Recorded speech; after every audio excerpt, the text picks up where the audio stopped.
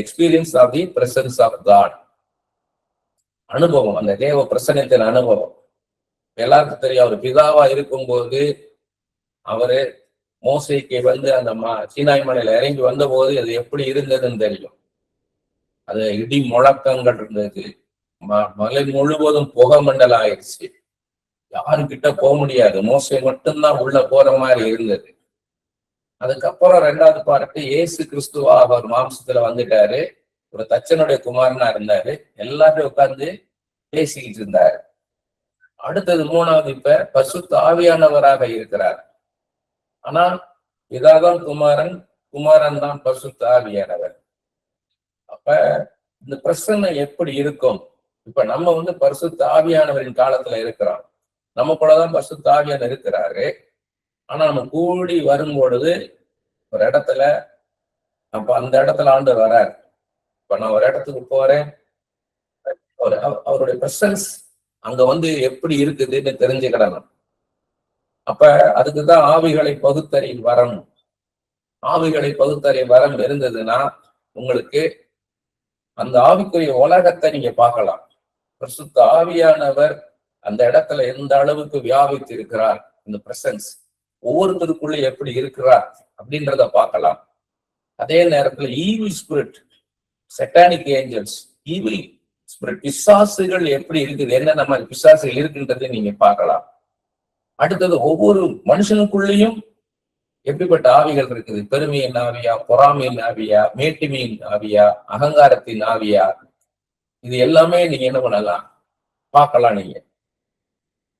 அதனால நம்ம எப்படி மோசையோட முகமுகமாய் பேசினார்ன்றாரு. அப்ப அந்த பிரசன்ஸ் எப்படி இருந்துச்சு. அதுக்கப்புறம் இயேசு கிறிஸ்துவா இருந்து மத்தேயோட, அப்போஸ்தலன் யோவானோட, பேதுருவோட, யாக்கோபோட எல்லாம் பேசும்போது அந்த பிரசனை எப்படி இருந்தது. ஜெபாலயத்துல போறாரு, அந்த பிரசனை எப்படி இருந்தது. இப்ப பரிசுத்த ஆவியானவரை இருக்கும்போது இந்த பிரசனை எப்படி இருக்குன்னு தெரியணும். ஏன்னா நீங்க வாஞ்சிக்கணும் அதை.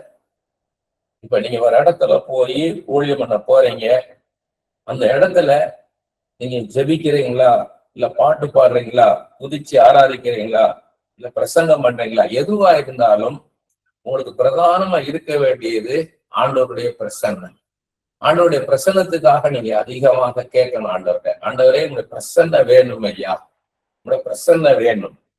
அதுக்குதான் நான் மெயினா ஜெபிப்பேன். நான் வந்து என்ன பேசணும்ன்றத கொடுத்துருவார், எல்லாமே எழுதிடுவேன். ஆனா அந்த பிரசன்ஸ் வேணும்.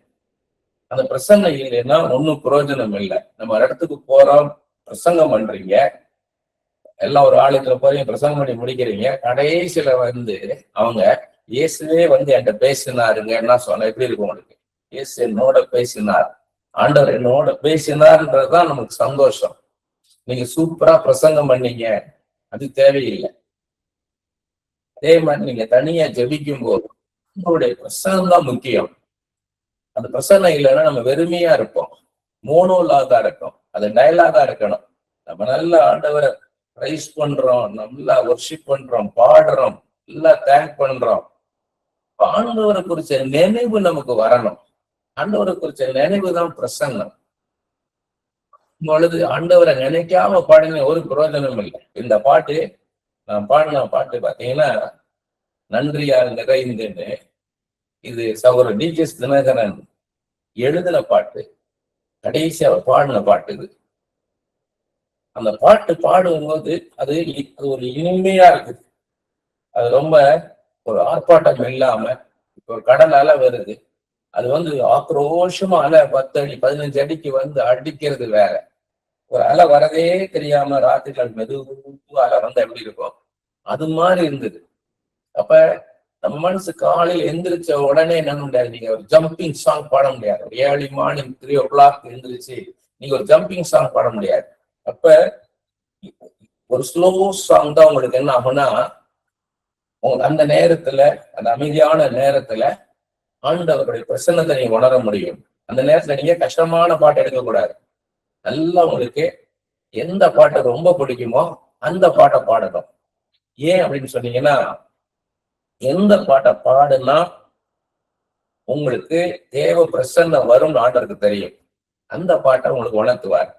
அதுக்கு நீ அமைதியா ஆண்டத இயேசுவே நான் எந்த பாட்டை பாடணுமாப்பான்னு கேட்டீங்கன்னா போதும். இப்ப பாத்தீங்கன்னா சில இடங்கள்ல நீ சபைக்கு போவீங்க, பிரசங்கம் பண்ணணும்னு கூப்பிட்டுருப்பாங்க. ஆனா அங்க நடந்த பாடல் ஆராதனையில பிரசனம் கிடைக்காது. அவங்க ஏதோ பாட்டை பாடி கடைசியில உங்க மைக் கொடுத்துருவாங்க. நீங்க ஆண்டவருடைய பிரசனத்தை உணர்ந்தாதான் உங்க பேச்சை கேட்கிற ஜனங்களுக்கும் ஆண்டோட பிரசன்னம் கிடைக்கும். உங்களுக்கு ஆண்டோட பிரசன்னம் இல்லைன்னா ஜனங்களுக்கு ஆண்டோட பிரசன்னம் கிடைக்காது. அப்ப என்ன பண்ணணும், நீங்க சரி கொடுத்துட்டாங்கன்னு ஆரம்பிச்சிடக்கூடாது. உடனே என்ன பண்ணணும், உங்களுக்கு பிரசன்னம் வர்றதுக்கு, உங்களுக்குள்ள ஒரு பிரசன்னத்தை உணர்றதுக்கு, ஆண்டோட பிரசன்னத்தை உணர்றதுக்கு ஏன் ஒரு சரணமோ 2 சரணமோ பாடணும் நீங்க. அப்ப தம் கிருபை பெரிதல்லோ எம் ஜீவனிலோ மாதே இம்மட்டும் காத்ததுவே இன்னும் தேவை கிருபை தாருமே இன்னும் தேவை கிருபை தாருமே தம் கிருபை பெரிதல்லோ. இம்மிடியட்டா நான் பிரசன்ஸ் வந்தேன். நான் ஆண்டோடைய பிரசன்னத்துல இருக்கிறது ஏன் அவசியம் கேட்டீங்கன்னா, ஆண்டோடைய பிரசன்னத்துக்குள்ள நீங்க வந்தாதான் ஆண்டவர் சொல்ல சொல்ல நீங்க ஜெபிக்க முடியும். ஆண்டவர் சொல்ல சொல்ல நீங்க அடுத்தடுத்த காரியங்களை பேச முடியும். இப்ப நான் எடுத்து வந்திருக்கிறேன், எல்லா நோட்ஸும் ரெடியா இருக்குது. அவர் எங்க முன்னெடுப்பாரா பின்னெடுப்பாரான்னு தெரியாது. எனக்கு கொடுத்ததெல்லாம் எழுதியிருக்கிறேன். நான் ஒரு வாரம் முழுவதும் எழுதியிருக்கிறேன். நான் அப்ப இது எப்படின்னு கேட்டீங்கன்னா, இப்ப இதை பைபிள் ஸ்டடிக்காக எழுதுறேன். இது தவிர அடுத்தடுத்து வர மீட்டிங்களுக்காக எழுதுவேன் தனியா. என்னுடைய ரெகுலர் பைபிள் மெடிடேஷன் வேற. இப்படி நீங்க அதுக்கு பழகணும். நீங்க உங்களுக்கு என்ன ஆண்டவர் உணர்த்துறாரோ நீங்க அப்புறமா எழுதிக்கிடலாம். இந்த ஜபத்தெல்லாம் முடிச்சு அப்புறமா எழுதி கிடைக்க கூடாது, உடனே எழுதணும். எப்பயுமே நோட்டும் பேனும் உங்க பக்கத்துல இருக்கணும். நீங்க ஆண்டவர் பேசுறாரா, உடனே உட்காந்து என்ன பண்ணிருந்தாங்க, உங்களுக்கு தெளிகிற மாதிரி டெலிகிராபிக் வேர்டிங்ஸ், இப்ப SMS மாதிரி உங்களுக்கு புரியுற மாதிரி நீங்க எழுதி வச்சுக்கிட்டீங்கன்னா போதும். ரொம்ப டீட்டெயில்டா எழுத வேண்டாம். அதுக்கு அப்புறமா நீங்க என்ன பண்ணுங்க, உங்களுக்கு அதை டீட்டெயில் எதை எழுதணுமோ அதை எழுதிக்கிடலாம். எல்லாமே டீட்டெயில் எழுதணும்னு அவசியம் கிடையாது. உங்களுக்கு புரியுற மாதிரி எழுதணும். உடனே இந்த பழக்கம் இருக்குன்னீங்கன்னா, பின்னாடி நீங்க யாருக்காவது ஜெபிக்கும், நீங்க யாருக்காவது ஒருத்தருக்கு வந்திருக்காங்க அவங்களுக்காக ஜெபிக்கும் போது நீங்க ப்ராஃபஸி சொல்றீங்க, ஆண்டவர் சொல்ல சொல்ல சொல்லிட்டே வரும்போது ஒரு முடிக்கலான்னு போது அடுத்த காரியம் இந்த மாதிரி இப்படி சொல்லலான்னு போது திடீர்னு இன்னொரு காரியம் இடையில வரும். அதை ஆண்டவர் கொண்டாடுவார். அப்ப என்ன சொல்லி நினைச்சிடக்கூடாது, இதை பிரேயரை முடிச்சுட்டு அப்புறம் அதை சொல்லிக்கலாம் நினைக்க கூடாது. உடனே அதை சொல்லணும். நீங்க உடனே அதை எதையும் மிஸ் பண்ணக்கூடாது. ஒரு காரியத்தை சொல்லிட்டே வரீங்க. இப்ப ஒரு சிஸ்டர் இருக்காங்க, பிரதர் இருக்காங்க, ஹஸ்பண்ட் அண்ட் ஒய்ஃப் இருக்காங்க, அவங்களுக்கு 2 பிள்ளைக்கு இருக்காங்க, 2 பாய்ஸ் இருக்காங்க. நீங்க அவங்களுக்காக ஜெபிக்கிறீங்க. அப்ப அந்த பிரதருக்காக ஜெபிச்சுட்டு வரீங்க. ஜெபிச்சுட்டு வந்துட்டு அடுத்து அந்த சிஸ்டருக்காக ஜெபிக்கிறீங்க. ஜெபிக்கும் போது அந்த ஜெபிக்க ஆரம்பிச்ச உடனே பிரதரை குறிச்சு இன்னொரு காரியம் சொல்றாருன்னு வைங்க. உடனே அந்த பிரதர் இதை கம்ப்ளீட் பண்ணணும். சிஸ்டருக்கு ஸ்டார்ட் பண்ணிட்டோம் இல்லையா, இதை முடிச்சுட்டு அப்புறமா வரணும்னு நினைக்க கூடாது. திரும்ப உங்களால கனெக்ட் ஆக முடியாது. அதே மாதிரிதான் தனி ஜபத்தில் ஆண்டவர் பேசும்போது உடனே நீங்க என்ன பண்ணணும், எழுதிக்கிட்டே வரணும். அப்படின்னா தான் நீங்க எதையுமே மிஸ் பண்ண மாட்டீங்க. ரொம்ப ரொம்ப அவசியம். என் அனுபவம் பெரிய பையனுக்கு ஜெபம் பண்ணிட்டீங்க, முடிச்சுட்டு சின்ன பையனுக்காக ஜெபம் பண்ண ஆரம்பிச்சிட்டீங்க. பாதி போய்கிட்டு இருக்கும்போது இந்த பெரிய பையனை குறிச்சு பேசுறாருன்னா உடனே இதை சொல்லிடணும். இப்படி வாங்கி வாங்கி கொடுக்குற மாதிரிதான் ஆண்டவர்கிட்ட வாங்கி ஒவ்வொரு வார்த்தையும் ஒவ்வொரு பாயிண்ட்டும் சொல்ல சொல்ல வாங்கி கொடுத்துக்கிட்டே வரணும். மிஸ் பண்ணிடக்கூடாது. எப்பயுமே தேவ பிரசன்னத்துக்கு முக்கியத்துவம் கொடுக்கணும். அந்த இடத்துல ஆண்டவர் இயேசு கிறிஸ்து பிரசன்னமாகணும். நீங்க பிரசங்கம் பண்ணிக்கிட்டு இருக்கீங்க, அது சின்ன கூட்டமோ பெரிய கூட்டமோ அதை பத்தி கவலைப்படக்கூடாது. ஏன்னா 20 பேர் மத்தியில நீங்க பேசும்போது என்ன அளவு பிரசங்கம் வருதோ இதேதான் நீங்க 50,000 பேர், 1,00,000 பேர், 2,00,000 பேர் இருக்கும் போதும் அதே பிரசங்கம் தான் வரும். அதே ஆண்டவர் தான் வரப்போறார். அதனால இது 20 பேர் தானே அப்படின்னு நினைக்க கூடாது. ஆண்டவரே உங்களுடைய பிரசன்ன ஐயா, இந்த பிரசன்ன வேணும், உங்களுடைய பிரசன்ன வேணும். அதுக்காக நீங்க அதிகமாக ஜெபிக்கணும்.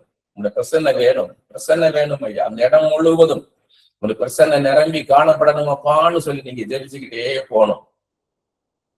போன வாரம் பார்த்தோம், மோசையும் தேவ பிரசன்னம்னு.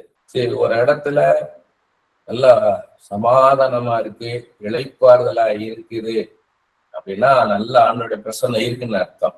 ஏன் அப்படின்னு கேட்டீங்கன்னா, இந்த உலகத்துல இருந்து நம்ம வெள்ளிய வாங்கலாம், பொண்ணை வாங்கலாம், முத்துக்களை வாங்கலாம். ஆனா சமாதானத்தை இந்த உலகத்துல இருந்து வாங்க முடியாது. அந்த சமாதானத்தை ஆண்டவர் மாத்திரம்தான் தர முடியும். எல்லாம் இருந்தாலும், வெள்ளி பொண்ணு முத்து எல்லாம் இருந்தாலும் சமாதானம் இல்லைன்னா ஒன்றுக்கும் பிரயோஜனம் இல்லை. ஆண்டவர் தன்னை குறிச்சு எப்படி சொல்றாருன்னா, சமாதானத்தின் தேவன், சமாதானத்தின் ராஜா, சமாதானத்தின் பிரபு, சமாதானத்தின் காரணர் யெகோவா ஷாலோன்றார். அப்ப அந்த சமாதானம் நமக்குள்ள உணர்றோம்னாலே அந்த இடத்துல ஆண்டவர் இருந்தா தான் அந்த சமாதானத்தை நம்ம உணர முடியும். சோ இன்னொரு இடத்துல இப்ப அது சமாதானமா இருக்கு வீட்டுல இருக்கும்போது, அப்ப ஆண்டோடைய பிரச்சனை நல்லா இருக்குது, பீஸ்ஃபுல்லா இருக்குது. ஒரு இடத்துல வெளி இடத்துல எங்கேயோ ஒரு இடத்துல சமாதானமா இல்லை அப்படின்னும் போது அந்த இடத்துல நிறைய அன்வான்ட் ஸ்பிரிட் இருந்துன்னு அர்த்தம். ஈவில் ஸ்பிரிட்டுக்குன்னு அர்த்தம். அப்ப அவங்க அந்த பாவம் செஞ்சவங்க அங்க வந்து நிற்பாங்க. அப்ப அந்த ஸ்பிரிட் வந்து அந்த இடத்துல இருக்கும்போது நம்மளால பீஸ்ஃபுல்லா இருக்க முடியாது. அப்ப நீங்க என்ன பண்ணணும்னா, அந்த ஸ்பிரிட்டை பைண்ட் பண்ணணும், அந்த ஸ்பிரிட்டை கட்டி ஜெபிக்கணும். இயேசுவின் நாமத்துல இந்த ஆவிகளை நான் கட்டுகிறேன். அதை நீங்க ஆக்ஷன்ல பண்ண வேண்டாம், வாய் விட்டு சத்தமா சொல்ல தேவையில்லை.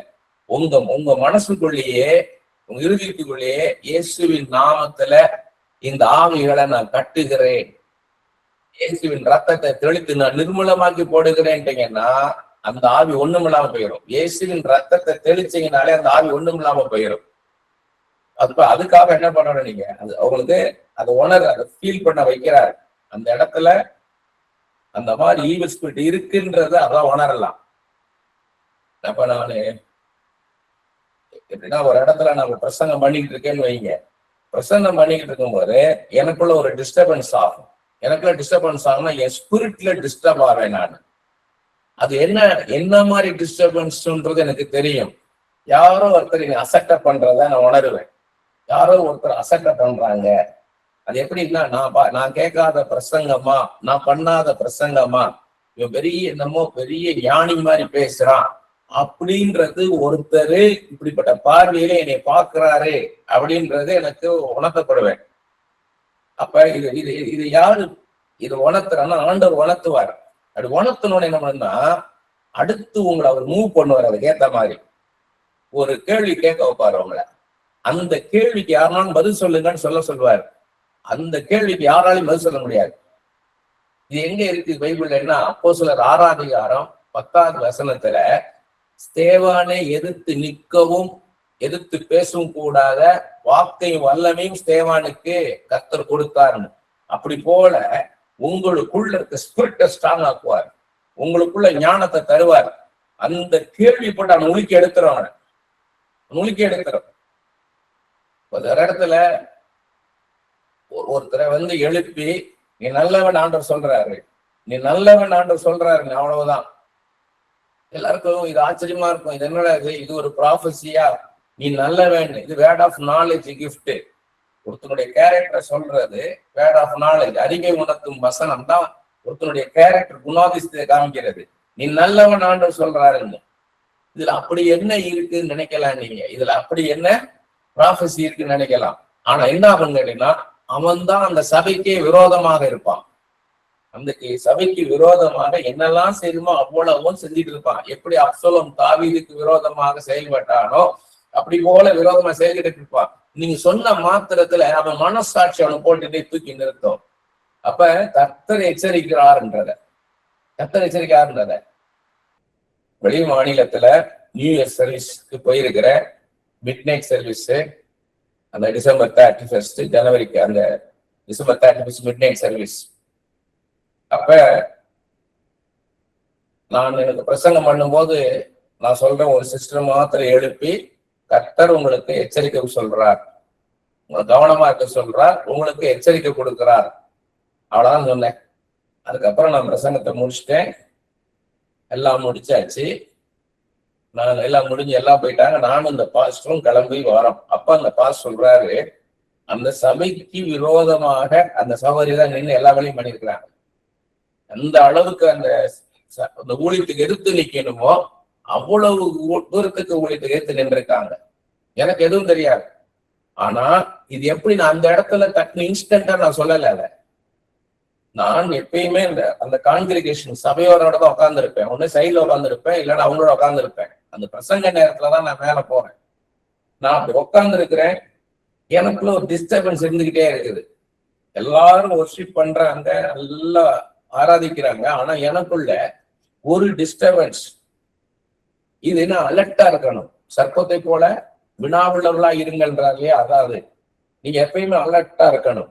ஆண்டவர் எந்த மூமெண்ட்லயும் உங்களோட இடைபெடுவார். அதனால நீங்க கேஷுவலா இருக்கக்கூடாது. அலர்ட்டா இருக்கணும். உள்ளுக்குள்ள ஸ்பிரிட்ல அலர்ட்டா இருக்கணும். அதுக்காக நீங்க கண்ணு மூடி ஸ்லோ லாபா லிமா காபா ரபா ரீபான்னு இருக்கக்கூடாது. சபேர் எல்லாம் பாடிட்டு போயிட்டு இருக்காங்க. அவங்க எல்லாம் போய்கிட்டு இருக்கும்போது நீங்க ஆனா ஆண்டவர் என்ன உணர்த்துறாருன்றத உங்களுக்குள்ள அந்த மெடிடேஷன்லயே இருக்கணும். மெடிடேஷன்ன்றது மோர் தென் கான்சென்ட்ரேஷன். எப்படி கான்சென்ட்ரேட் பண்ணி ஒருத்தர் பேசும்போது, இப்போ பிரைம் மினிஸ்டர் பேசுறார் அப்படின்னா எப்படி கவனமா கவனிப்பீங்க. ஏன்னா யார் அவரு, நாட்டுக்கே அதிபதி. அவரு பேசுறாருன்னு போது எவ்வளவு கவனமா கவனிப்பீங்க. ஒரு வார்த்தை கூட மிஸ் பண்ணிடக்கூடாது. அது மாதிரி உங்க ஸ்பிரிட்ல நீங்க அலர்ட்டா இருக்கணும். அப்ப எனக்குள்ள என்ன ஆகுதுன்னா ஒரு டிஸ்டர்பன்ஸ். கொஞ்ச நேரம் இல்ல, திடீர்னு எனக்குள்ள ஒரு டிஸ்டர்பன்ஸ். இது என்னன்னு போது ஆண்டவர் ஒரு ஒரு சிஸ்டரை காமிக்கிறாரு. இவள் நிமித்தம் தான் இந்த டிஸ்டர்பன்ஸ். அப்ப இந்த டிஸ்டர்பன்ஸ் எனக்கு என்ன பண்றாரு, ஃபீல் பண்ண வைக்கிறார், உணர வைக்கிறார். அதைத்தான் நான் சொன்னேன். அப்படி போல உங்களுக்குள்ள டிஸ்டர்பன்ஸ் வருதுன்னா அங்க இருக்கிற ஸ்பிரிட், இந்த அலர்ட்னஸ் என்ன ஆகும்னா, நீங்க பிரசன்ஸ் ஆஃப் காட்ல இருந்தா தான் இதை நீங்க சென்ஸ் பண்ண முடியும். நிறைய பேர் என்ன பண்ணுவாங்கன்னா, ஆண்டவரே நினைக்காம பாட்டை நினைப்பாங்க. அந்த பாட்டு ரொம்ப அருமையான பாட்டா இருக்கும். ரொம்ப எல்லாரும் இப்ப பாடிக்கிட்டு இருக்க ஒரு பாப்புலர் சாங்கா இருக்கும், ரீசன்ட் பாப்புலர் சாங். அதனால அதுல என்ன பண்ணுவாங்க, சிலாகிச்சு பாடிக்கிட்டு இருப்பாங்க. அப்ப என்ன ஆகும்னு கேட்டீங்கன்னா, நீங்க ஆண்டவரை நினைக்கல. நீங்க ஆண்டவரை நினைக்கலன்னா அங்க தேவ பிரசங்கமே கிடையாது. ஆண்டவரை நினைக்கணும், பர்சனலைஸ் பண்ணணும். பர்சனலைஸ் ஆகும். அது ஃபாரின்ல இன்ஹெரிட், யூ ஹாவ் டு இன்ஹெரிட்னுவாங்க. அப்படின்னா பொதுவா பாடுறாங்க, நல்ல தேவன், நீ நன்மையான நன்மைகளை செய்கிற தேவன், நீ அப்படின்னு பாடுறாங்கன்னா நீங்க என்ன பண்ணா, உங்களுக்கு செய்த நன்மையை நினைச்சு பார்க்கணும். தனிப்பட்ட விதத்துல உங்களுக்கு என்னெல்லாம் நன்மை செஞ்சார் அதை நினைச்சு பார்க்கணும். அதுதான், அப்பதான் நீங்க பிரசன்ஸுக்குள்ள இருக்க முடியும். ஆண்டவரை நினைச்சு பார்க்கணும். என்னெல்லாம் நன்மை செய்தார், எவ்வளவு நன்மை செய்தார் அதை நினைச்சு பார்க்கணும். எவ்வளவு, அது முக்கியமா எவ்வளவு கஷ்டப்பட்ட நேரத்துல எல்லாம் உங்களுக்கு உதவி செய்தார். 3 விதத்துல யோசிச்சு பார்க்கணும். எப்படின்னா, ஆவி, ஆத்மா, சரீரம். உங்க சரீரத்துல எவ்வளவு வியாதியோட இருக்கும் போதெல்லாம் சுகத்தை கொடுத்தார், அதை யோசிச்சு பார்க்கணும். மூளை வளர்ச்சி இல்லாதவங்க, பைத்தியங்களை நினைச்சு பார்க்கணும். அடுத்து கை கால் இல்லாதவங்களை நினைச்சு பார்க்கணும். உள்ளும் புறமும், வெளிப்புறமா ஹேண்டிகேப்டா இருக்கிறவங்க, உடல் ஊனமுற்றவரை நினைச்சு பார்க்கணும். கண் பார்வை இல்லாதவங்க, கை இல்லாதவங்க, கால் இல்லாத நினைச்சு பார்க்கணும். அப்ப நம்ம கொடுத்திருக்கிறார் பாருங்க. அடுத்தது மூளை வளர்ச்சி இல்லாதவங்க. அடுத்து ஆத்மாவை நினைச்சு பார்க்கணும். ஆத்மால சமாதானத்தோடு இருக்க வச்சிருக்கிறார், சஞ்சலம் இல்லாம வச்சிருக்கிறார், மன அழுத்தம் இல்லாம வச்சிருக்கிறார், விரக்தி இல்லாம வச்சிருக்கிறாரு, நோ டிப்ரெஷன், நோ ஃப்ரஸ்ட்ரேஷன். அடுத்தது ஆவியில விடுதலையோடு வச்சிருக்கிறாரு. ஏதோ ஒண்ணு இழந்து, யாரையோ இழந்து ஆவியில நொறுங்கி போய் இல்ல உங்களை, அதுக்காக அதெல்லாம் நினைச்சுப்பா. ஆண்டவர் உங்களோட எப்படி இருக்கிறார், என்னெல்லாம் செய்திருக்கிறார் நினைச்சு பார்க்கும் போதுதான் நீங்க எவ்வளவு தூரத்துக்கு ஆண்டவரோட நெருங்கி இருக்கீங்கன்றத நினைக்க முடியும். அப்பதான் நீங்க ஆண்டவரை உண்மையை ஆராதிக்கிறீங்கன்னு அர்த்தம். ஆண்டவரை நினைச்சு நினைச்சு பார்க்கணும். சும்மா நிறைய பேர் டங்ஸ் பேசுவாங்க, டங்ஸ் பேசிட்டே இருப்பாங்க. ஆனா அவங்க தட்டி நீ என்ன பண்ணிட்டு இருக்கீங்கன்னா டங்ஸ் பேசிட்டு இருக்கேன்னுவாங்க. வெறுமை டங்ஸ் பேசுறது ஒரு புரோஜனம் கிடையாது. டங்ஸ் பேசும் போதும் ஆண்டவரை நினைக்கணும். ஒர்ஷிப் பண்ணக்கூடாது. நிறைய பேரு அந்த அந்த அந்த அந்த அந்த ஒரு ஒரு ஆராதனை போகும், அந்த ஒரு ராகத்துல போகும். அந்த ராகத்தை ரசிச்சுக்கிட்டு இருப்பாங்க இவங்க. அதுல இவங்க வந்து என்ன பண்ணுவாங்கன்னா எமோஷன்ஸ்ல இருப்பாங்க, உணர்ச்சிகளின் அடிப்படையில் இருப்பாங்க. அது வந்து கார்னர், வெளிப்புறம். வெளிப்புறத்துல ஒரு நாளும் சந்தோஷப்படுத்த மாட்டாரவங்கள. அவரோட பிரசன்ஸை காண்பாரு, பின்னாடி வருவோம். பிரசன்ஸை வந்து எப்படி நம்ம சரீர பிரகாரம் ஃபீல் பண்ண வைப்பாருன்றது பின்னாடி வருவோம். ஆனா உங்க ஆவியில நடக்கிற காரியம் இது. உங்களை சுற்றி இருக்கிற யாரோ ஒருத்தர் சரியில்லைனாலும் உங்க ஸ்பிரிட்ல உங்களுக்கு சென்ஸ் பண்ண தெரியணும். பின்னாடி நீங்க ப்ராஃபஸி சொல்லும் போது நல்ல ஹையர் லெவல் இருக்குது. ப்ராஃபஸி வந்து பேசிக் லெவல் இருக்குது. போக போக நீங்க பைபிள எவ்வளவுக்கு எவ்வளவு படிக்கிறீங்களோ, எவ்வளவுக்கு எவ்வளவு ஆண்டு பார்த்து உட்காடுறீங்களோ, உங்க லெவல் ஆஃப் ப்ராஃபஸி வந்து ஹை ஆயிட்டே போகும். எல்லாரும் ப்ராஃபஸி சொல்றதும் ஒரே லெவல்ல இருக்காது. ஹை லெவல் இருக்குது, பேசிக் லெவல் இருக்குது.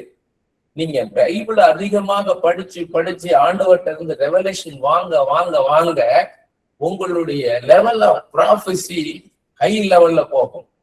அவங்க இருதயத்தின் ஆழத்துல எந்த காரியத்துக்காக ஏங்குவாங்களோ அதை குறிப்பா சொல்ற அளவுக்கு நீங்க வருவீங்க. அது இன்டிமசி வித் காட். ஆண்டவரோட நெருங்கி இருந்தாதான் அது கிடைக்கும். அங்க இருக்கிற ஸ்பிரிட்டை பைண்ட் பண்ணணும். அந்த பைண்ட் பண்றது எப்படி? இயேசுவின் நாமத்துல அந்த ஆவிகளை கட்டுகிறேன் அப்படின்னு சொல்லி ஜெபம் பண்ணலாம்.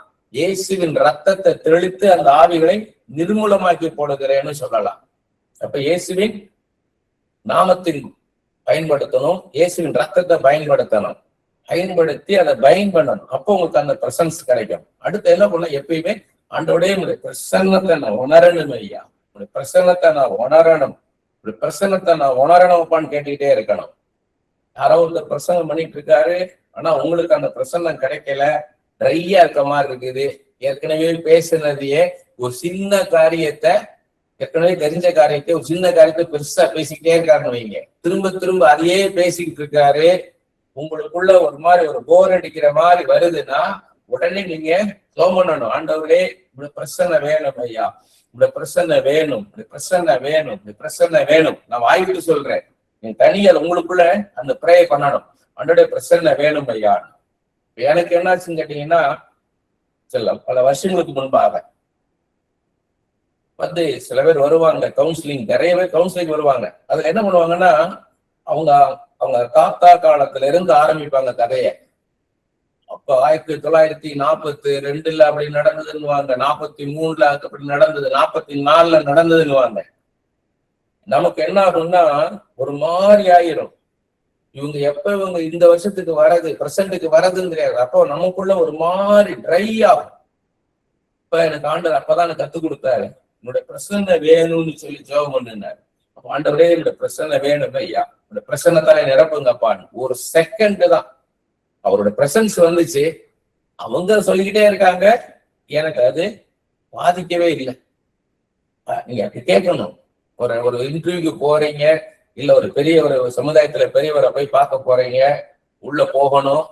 இப்ப ஒரு டென்ஷனா இருக்கா, இயேசுவே உங்களோட பிரசன்ன வேணும் ஐயா. அந்த இயேசுன்னு சொல்லணும்.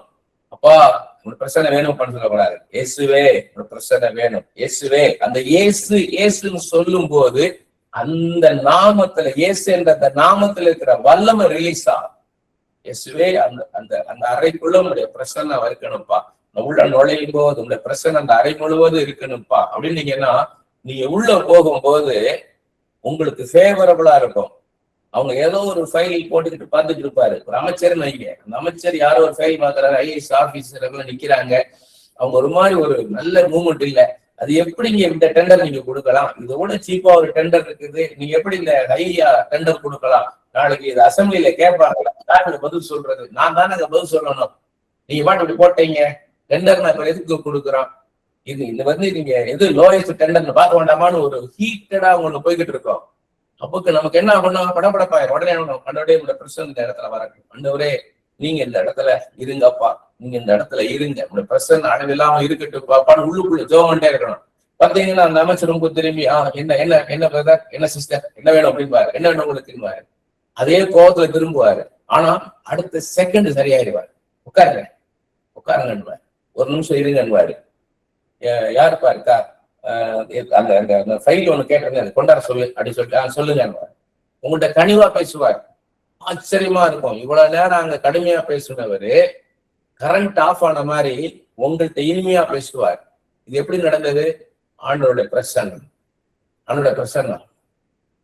இது எங்க இருக்கு பைபிள்ல அப்படின்னு கேட்டீங்கன்னா, சவுலுக்கு பொல்லாதாவி வந்துருச்சு. சவுலுக்கு பொல்லாதாவி வந்துருச்சு, அவனை அலக்களிக்குது. அவன் என்னென்ன மெத்தடோ ட்ரை பண்றானுங்க அந்த ஆவியை விரட்டுறதுக்கு, ஒருத்தனாலும் முடியல. அப்ப அந்த போர் சேவர்ல ஒருத்தன் சொல்றான், ஈசாயின் குமார்ல ஒருவன் இருக்கான், அவன் பேரு தாவீது, அவன் சுரமண்டலம் வாசித்தான்னா உங்களுக்கு சுகம் உண்டாயிரம் ராஜான்றான். உடனே அந்த ட்ரை பண்ணி பார்ப்போம், அப்படின்னு அவனை கூட்டிட்டு வாங்கன்றாங்க. அப்ப தாவீது அந்த சின்ன பையன் 15-16 வயசு பையன் சுரமண்டலத்தை எடுத்துட்டு வரான். அந்த சுரமண்டலம் எப்படி இருக்கும்? அப்படி சும்மா மேட் இன் ஜப்பான் அப்படியா இருக்குன்னு நினைக்கிறீங்க? யமஹா, ரோலண்ட், கார்க் அப்படியா இருக்குன்னு நினைக்கிறீங்க? கஸ்வீல் அப்படியா இருக்கும்? அவன் அந்த காட்டுல இருக்க ஒரு மரத்தை எடுத்து வெட்டி அதுல 4 கம்பியை கட்டி வாசிக்கிட்டு இருந்திருப்பான். அதை எடுத்துட்டு வரான். பார்த்துட்டு வந்த உடனே எல்லாரும் வேற வேற மெத்தட் அங்க ட்ரை பண்ணிருப்பாங்க அந்த பிசாசை விரட்டுறதுக்கு. அவன் மந்திரம் பண்ணிருப்பான், தந்திரம் பண்ணி என்னென்னோ பண்ணிருப்பாங்க, மந்திரம் பண்ணிருப்பாங்க, யாகங்கள் பண்ணிருப்பானுங்க, ஒண்ணும் நடக்கல. ஆனா இந்த தாவிக்கு எதுவுமே இல்லை, கையில மந்திரம் பண்றதுக்கு எதுவுமே இல்லை. அவன் கூட 4 உதவியாளர்கள்லாம் கிடையாது. இவன் மட்டும் போறான், சின்ன பையன். எப்படின்னு யோசிச்சு பாருங்க. அந்த அப்பனே சேனாபதி மந்திரிமாரெல்லாம் பார்த்திருப்பாங்க. சரி பாரு ராஜாக்கு இந்த மாதிரி ஆயிடுச்சுன்னு இருப்பாங்க. இவர் என்ன பண்ணிருப்பான், அந்த பையன் முழங்கால் படிக்கிட்டு கையை 2 வயத்து, நான் அல்ல கர்த்தாவே நீங்க தான்ப்பா விடுதலை தரணும், அவரும் மனுஷன்ப்பா, நான் ஒண்ணு இல்லப்பான்னு சொல்லிட்டு சுபம் பண்ணிருப்பான். அது அவங்களுக்கு ஆச்சரியமா இருந்திருக்கும். ஏன்னா அது நாள் வரைக்கும் எவனுமே பண்ணியிருந்திருக்க மாட்டான். எல்லாம் பாகால கும்பிடுறவங்க என்ன இருப்பாங்க, அவனே தண்ணி கீறிக்கிட்டு இருந்திருப்பான், குறி சொல்ற மாதிரி ஓதிக்கிட்டு இருந்திருப்பாங்க, முணு ஓதிக்கிட்டு இருந்திருப்பாங்க, நெருப்பு வச்சு இடத்தையும் வளர்த்திருப்பாங்க. ஆனா இவன் என்ன பண்றான், அந்த பையன் ஜெபம் பண்றான், கர்த்தாவே நீங்க தான் தகப்பனை விடுதலை செய்யணும் அப்படின்னு சொல்லிட்டு அந்த சுரமண்டலத்தை எடுத்துட்டு வாசிக்க ஆரம்பிக்கிறான். வாசிக்க ஆரம்பிக்கும் போது அந்த இடத்துல தேவ பிரசன்னம் இறங்கி வருது. தேவ பிரசன்னம் அந்த இடத்துல இறங்கி வந்த உடனே எல்லாருக்குள்ளுமே ஒரு மன நிறைவு இருந்திருக்கும். ஏன்னா ஒரு மகா பெரிய தெய்வம், ஒரு பரிசுத்தம் உள்ள தெய்வம், நல்ல தெய்வம் அந்த இடத்துல பிரசன்ட் ஆகிறார். அப்ப அதை அவங்களுக்கு உணர வச்சிருப்பார். அப்ப அந்த ராஜா மேல அந்த பிரச்சனை இறங்குது. இந்த பொல்லாதாவி சவுலை விட்டு வெளியே போகுது. அவன் ஆறுதல் அடைந்து சுகமானான் இருக்குது. நீ 1 சாமுவேல் 16 அதிகாரத்தை எடுத்து படிச்சு பாத்தீங்கன்னா இருக்கும். அப்ப அந்த இடத்துல தேவ பிரசன்னம் இறங்கி வரும் பொழுது பிசாசு அலறுவான். அதனால தேவ பிரசன்னத்தை நாடணும். எப்பொழுதுமே தேவ பிரசன்னத்தை நாடணும். நீங்க